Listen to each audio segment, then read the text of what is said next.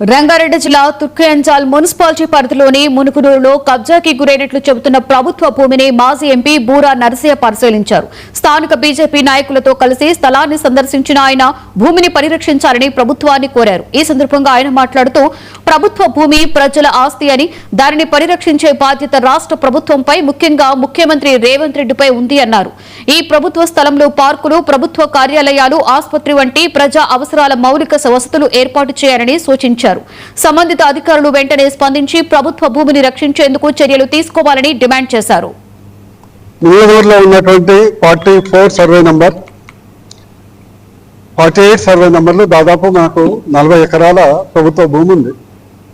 సాధారణంగా ఏ ప్రభుత్వం అయినా ఏం చేస్తుంది, దీన్ని సద్వినియోగం చేసుకొని ఇక్కడ ఒక హాస్పిటలో, ఒక మెడికల్ కాలేజో, లేదా పార్కో, లేదా ఒక కన్వెన్షన్ సెంటరో ప్రజలకు ఉపయోగపడే విధంగా దీన్ని ఉపయోగించుకోవాలి. ఎందుకంటే మీకు ఇక్కడ దాదాపు 10 కోట్లకు తక్కువ ఎకరం ఉండదు.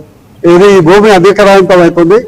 12 ఎకరాలు ప్రభుత్వ భూమిని బై అని వేసేసి ధరణి అనేది దోచుకోవటానికి ధరణి అయిపోయింది.